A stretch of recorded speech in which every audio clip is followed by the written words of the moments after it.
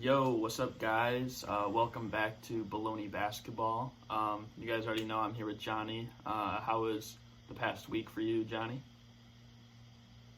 Not too bad, Garrett. Can't complain. Had a good last week. A lot of stuff happened, and just glad to be back talking some basketball. Yeah, there was quite a bit of stuff that happened indeed, and we're going to dive right into it. Actually, something literally just happened a few hours before we're recording this. We have another trade. Not the most exciting trade, but I guess the main part of the trade is basically Jeff Teague, along with Treveon Graham, though, got traded to the Atlanta Hawks for Allen Crabbe, who's going back to the Timberwolves. I believe both Jeff Teague and Allen Crabbe are like expiring contracts. So, what did you think about this trade when you saw it? Just like you said, really nothing more than expiring contracts, right? So now both teams will have that cap space open come next year. But really, it's just Jeff Teague going back to Atlanta. So I thought that was pretty interesting. But there's not a whole lot here in terms of shifting powers in the NBA or anything. Yeah, I feel like this is like one of those unnecessary type trades, but obviously most people know Jeff Teague. I'm not a fan of Jeff Teague. He's probably one of my least favorite players in the league because of like a few years ago. It's not really much more. I guess going back to the team you started with is kind of cool. But I was surprised Treveon Graham got traded as well because he hasn't really played too bad for the Timberwolves. Yeah, and there's like a younger-ish piece. I thought the Timberwolves might hang on to him a little and see if they could develop him, but I guess they opted not to. Yeah, that's basically it for that, though.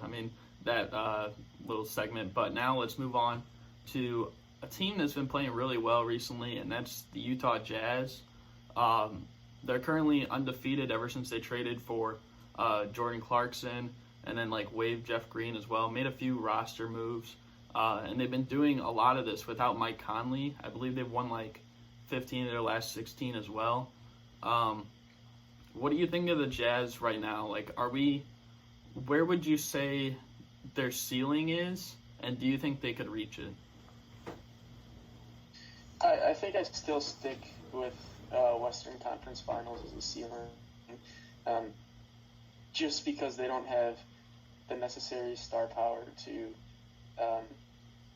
take down one of, or both, depending on seeding, Clippers and Lakers to reach the finals. I kind of categorize them with, I go the first tier, Lakers, Clippers, and then there's a second tier with Denver, Utah, Houston, and then everybody else is just kind of irrelevant in terms of that. But, Western Conference Finals is the ceiling, and really the only way I see them reaching it is if we get a Lakers-Clippers second-round matchup, which at the moment that would be the likely scenario with the Lakers as the 1 seed and the Clippers as the 4 seed. Yeah, looking at the West right now, I probably would still have the Clippers as the favorites, but I said at the beginning of the year, and I still think there is a really good chance of it, even though a lot of people like to joke at me for it. But I think there's two teams that probably could beat the Lakers in a playoff series in the West. The one is the Clippers, and that makes sense. But I think if the Jazz can put everything together, they have a chance to beat the Lakers. I don't know about teams like the Nuggets or the Rockets necessarily, but I think they do have a pretty good chance. I think it would definitely be a long series for sure, no matter who they play in the West. I think even if they played the Clippers, it'd be a long series.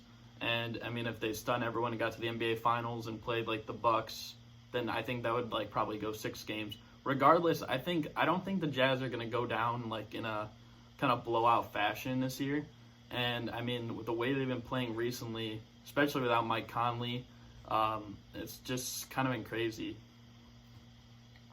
I see where you're coming from, but remember, they couldn't even stop the Rockets and James Harden. They couldn't figure out a way to guard him, and that they've gotten knocked out by him the last couple of years. My thing with them beating the Lakers is you have Royce O'Neal, you have Bogdanović. Both those guys can try to slow down LeBron, but then who do you throw on AD? Can Gobert actually go out and guard AD? That's my biggest question. Yeah, I mean, like, on the perimeter, I guess, like, that's kind of the big thing. But the other thing is, I mean, Anthony Davis, it's not like he's a surefire to make, like, all the perimeter shots. I mean, even the Clippers were kind of daring him to shoot when they played him in a few games this year. But what I will say, like, with that Rockets-Jazz scenario the past few years is that, one, I think the Jazz have more shooters now this year than past few years. Obviously Bogdanovich, they have, they just got Jordan Clarkson, Mike Conley when he gets back healthy. So they shouldn't be a problem there. But, like, the other thing is they were actually not doing too bad on James Harden from, like, making sure he wasn't the one kind of taking over, but they just couldn't do anything offensively. And I think this team is good enough to do stuff offensively. I mean, we've already seen their defense has been good for the past, like, going back to, like, when they had Gordon Hayward on the team as well. But, I just think they have a better offensive team they've had in the past 4 years, and I think that gives them a really good chance. That's fair. Moving on, though, Zion Williamson, who I guess he plans to return on January 22nd against the San Antonio Spurs. What can we expect from Zion in his official NBA debut? I think we're going to need to temper expectations a whole lot. Coming into the season, not only was he the most rookie, but he was probably a top 5 storyline of the whole NBA. And so when he had a huge injury, or not necessarily a huge injury, but he hasn't played in competitive meaning, like basketball that actually means something, since his college days at Duke, because Summer League really doesn't have much effect on standings or nothing. Yeah. So it's been a full year since he's actually been thrown into a game situation that actually matters, and that was against other college kids, right? So he hasn't played a single minute in a meaningful NBA game, and so not only does he have to get up to speed, but he also then has to perform well. And so I think a lot of people are going to expect a lot more than we're going to see, at least from the beginning. Yeah, I know we were just talking about the Jazz, but I guess, like, he was potentially going to come back against them, and I kind of like the idea of him coming back against the Spurs. That's kind of like a middle, like an average type of NBA team. So, I mean, we can kind of get a good idea of what he could be like against them. And it's kind of a good starter game, I'd say. But, I mean, with what we've kind of have this year, I mean, mid-January, obviously it seems like Rookie of the Year is kind of out of the question for Zion. Unless he plays phenomenal. All-Star game, that's basically out of the question. What do you think Zion is trying to, like, show to us this year? I think the biggest thing he's going to try to show is that he's much more than just a dunker, that he has more to his game, right? So he's not going to be a great shooter or anything, but I think he wants to show people that he's worked on his shot. He wants to show people that he can defend. He wants to show people that that him bullying people in college was not a fluke, and it wasn't just because he played college kids. So I think that's kind of what he's going to try to come out with and prove. Yeah, I agree with that. The other thing I will say is I think he's going to show him, like, that he's basically, like, in shape, like, that he wasn't just, like, kind of sitting around, like, because I know some people are saying, like, oh, Zion, like, making jokes about him, like, with, like, the New Orleans, like, food and stuff like that. So I think that's one thing he'll try to prove. Just a quick over-under, or I guess, like, kind of yes or no, whatever. But do you think Zion this season will end up with more threes made than Ben Simmons? Has Simmons made any? Did he have that one? He's made 2 so far. He's made 2 so far this season. Yeah. I'm gonna go yes with Zion because I think he's not gonna be scared to attempt them like Ben will be. So I think yes for Zion. Yeah, I think he will too. I think Zion, he could attempt maybe almost one a game. I mean, I don't really know, but yeah, I think he will at least. But our next topic, it revolves around James Harden in a game against the Timberwolves this past week. He reached the 20,000 points mark, and it's kind of funny because, I mean, as it looks right now, obviously Kareem is the leading scorer all time, but I mean, LeBron, he's pretty close, about a little over 4,000 away. Not to mention, he'll probably play maybe 3 or 4 years at least or so. So he could very well be the leader at the end of it. And James Harden, just to say this, last season, or if he keeps up this pace for the rest of the season, he'll have over 3,000 points for an NBA season. So do you think there's any chance that James Harden might be the all-time leading scorer in total points at the end of his career? No, I don't think Harden will. I don't think he's gonna have the longevity that that a guy like LeBron will have. And I just don't know how well his game actually is suited as he gets older. Right? A lot of his game is getting to the free throw line. Is he really going to be getting to the free throw line that much as he ages? Will he play that long? Because right now his game consists of threes and free throws. So if you take out free throws, you're taking out anywhere from 12 to 16 points a game. And just even if you cut that in half, that would dramatically decrease what he's averaging per year right now. And so I don't think it's very realistic. Yeah, I mean, I don't know how much longer he'll be putting up crazy stats like this, but if he were to get 3,000 this year and then maybe next year, which is still kind of, it's even hard to predict that because you don't expect someone to just go crazy like that. But that would probably put him at around 1,900 a year that he would have to get for the next 4 or so years to pass, I believe, where LeBron is right now. And not to mention, LeBron's also been in the league 6 years longer. But I mean, I don't know. It's very unlikely that he'll end up first overall anyways, considering he started his career as a sixth man for the Thunder. So I don't think he'll be number one, but I think he has a really good chance to be top 3 or top 5. Yeah, that's fair. That's more reasonable than being number one in my opinion. Yeah. But that's not the only thing we have to talk about regarding James Harden. Let's just talk about the Rockets, basically. So, I mean, the Rockets, over the past week, they played the Grizzlies and lost. They played the Trailblazers, who have been struggling all year, just lost to them. And they've really lost a lot of games that they probably should have won. Even on Christmas Day, they lost to the Warriors. What do we think about, the Rockets right now? What is, their big issue, would you say? I think it's kind of the same thing every year. First of all, they don't really have any depth, which kills them. And I was kind of going through that box score. It was either last game or a couple games ago, where Harden attempted almost as many shots as the rest of his teammates combined.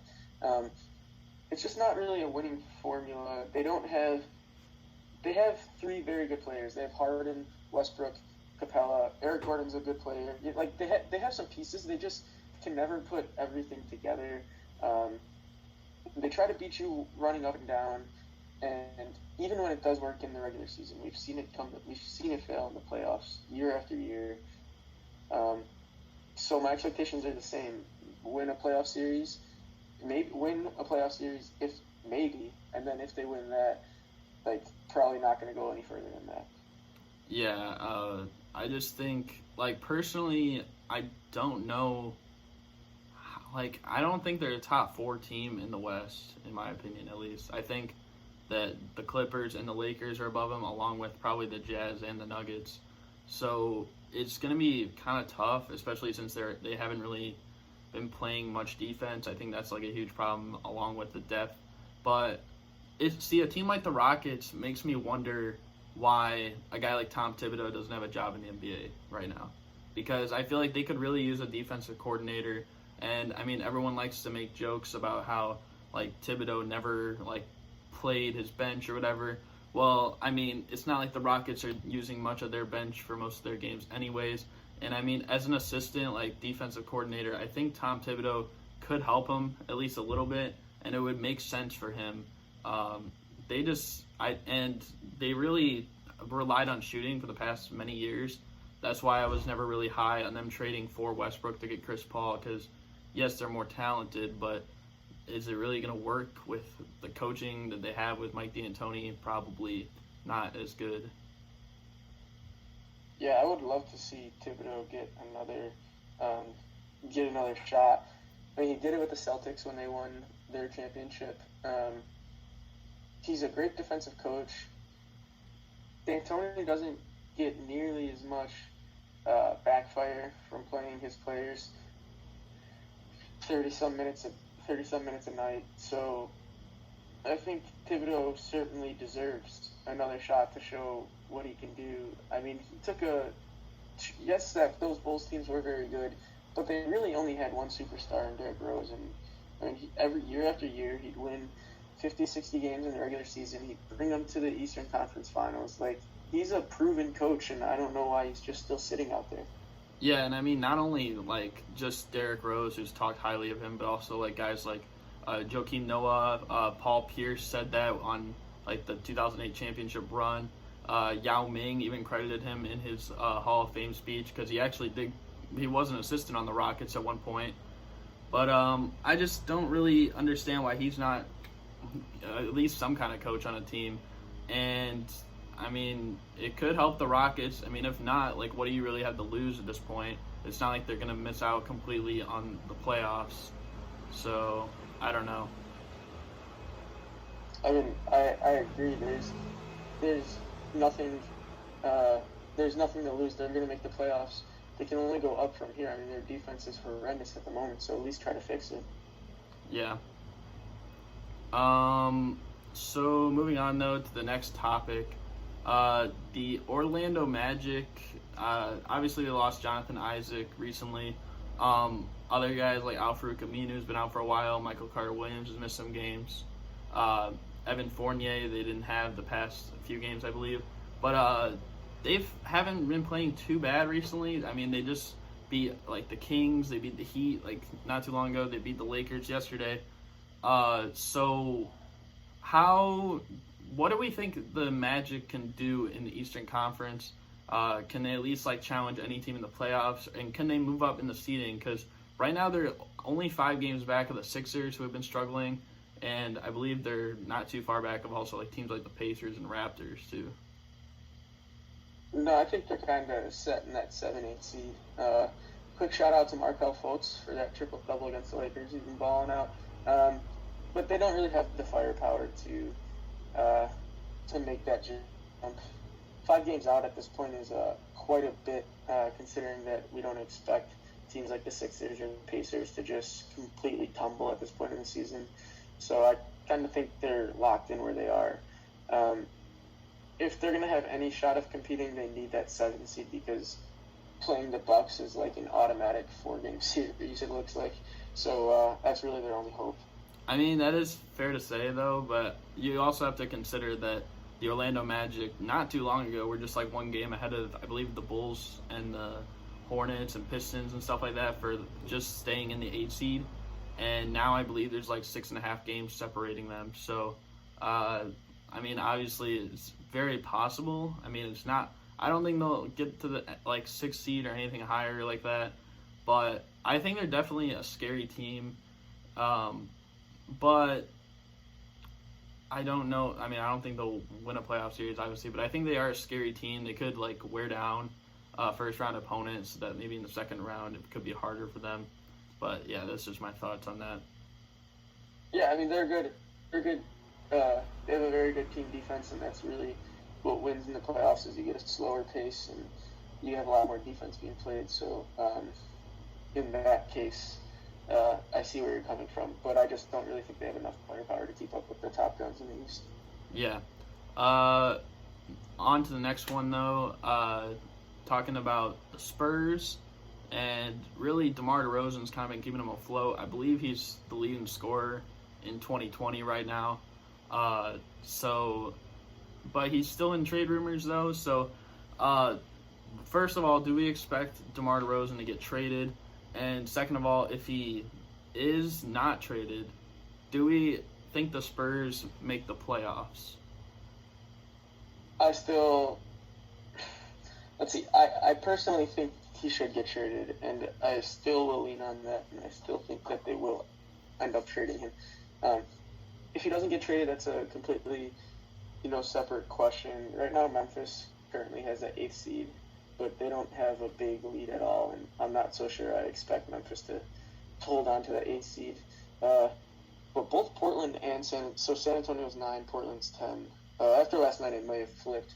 But whatever the case is, they're the 9 and 10 seeds, and so I think it's way more likely that one of them makes the playoffs over Memphis.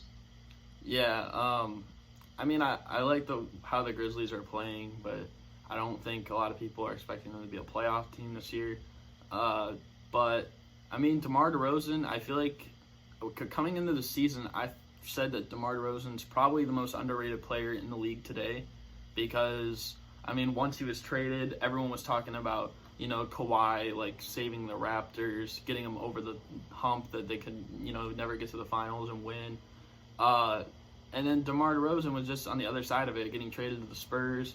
And, I mean, a lot of people forget that he was huge. He almost helped upset the Nuggets last year. And, I mean, the Nuggets, they very well could have beat the Trailblazers last year. So, theoretically, they could have made the conference finals.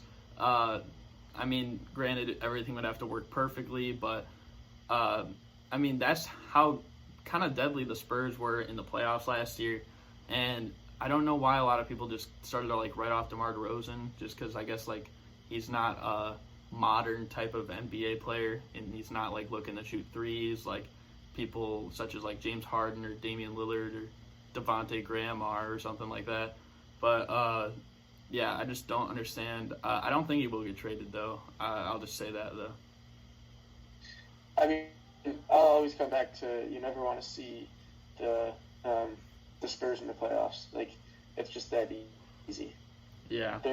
They always come to play. Yeah, for sure. On to the next topic, though. This was kind of just like a trade rumor.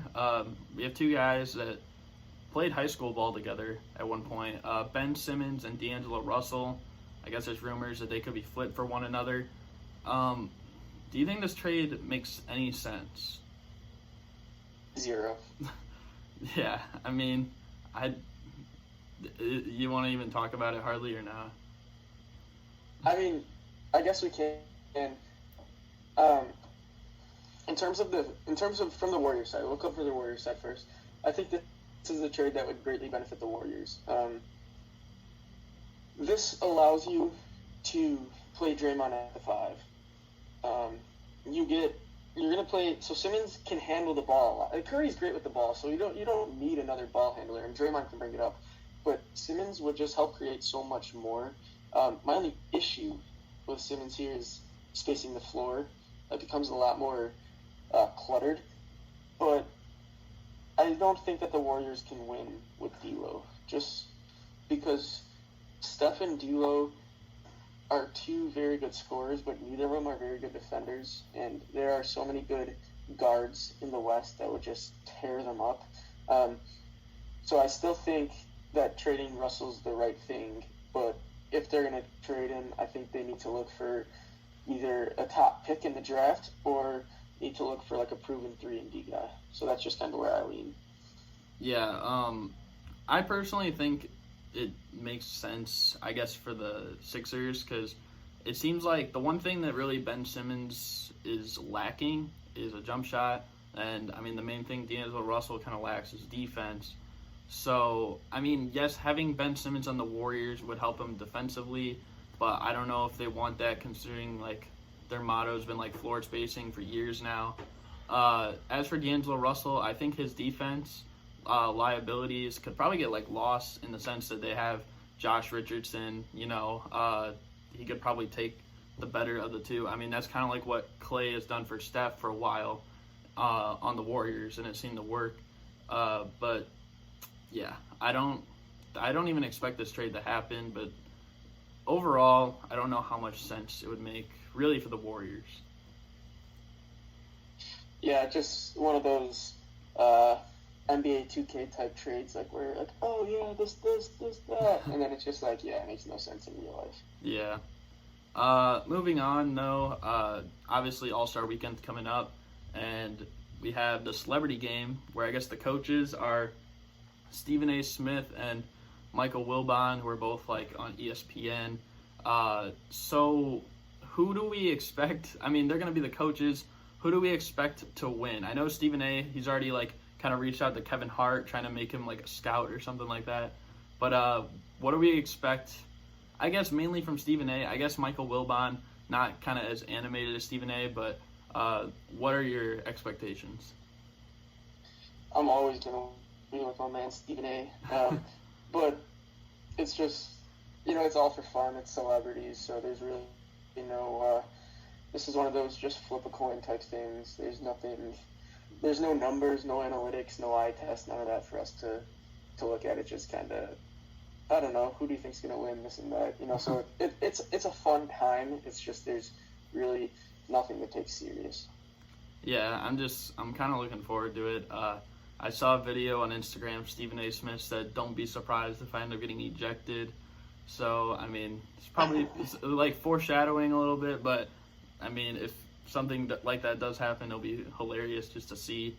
As for Michael Wilbon, I mean, he's not, obviously, like I said, not as animated as Stephen A., but I mean, it'll be interesting to see. I mean, I know they kind of have like a history with one another too, so it should be fun. Yeah, all fun and games. Moving on though, we're not done talking about Stephen A. This seems a bit outlandish. He said that the Lakers should try to trade Kyle Kuzma and get Devin Booker on the team for the Lakers. What % chance do you give this a happening? And like, is it even possible? If I could go negative, I would. There is a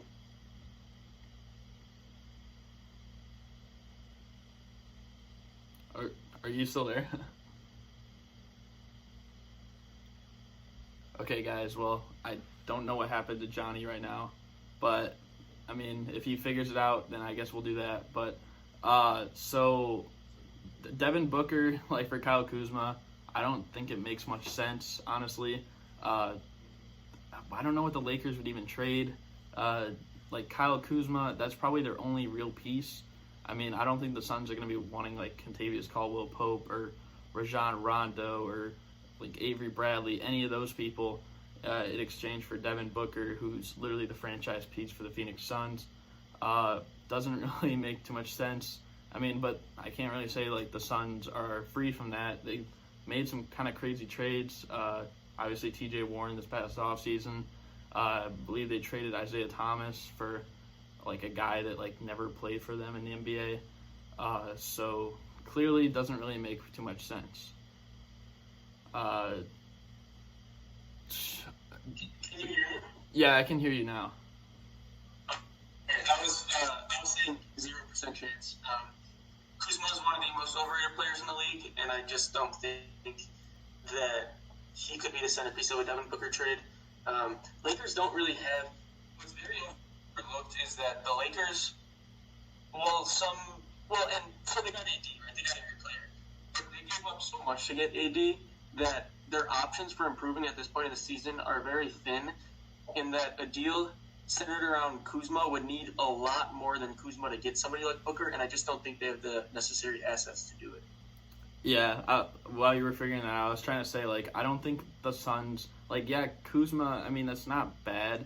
Obviously not Devin Booker, but I don't think they'd want pieces like Rondo or Avery Bradley or KCP or, like, Quinn Cook to try and, like, fill, like, what Devin Booker brings them. And a lot of their picks are, like, with New Orleans right now, so it would be very tough. I don't see it really happening. Yep, I have no disagreements there.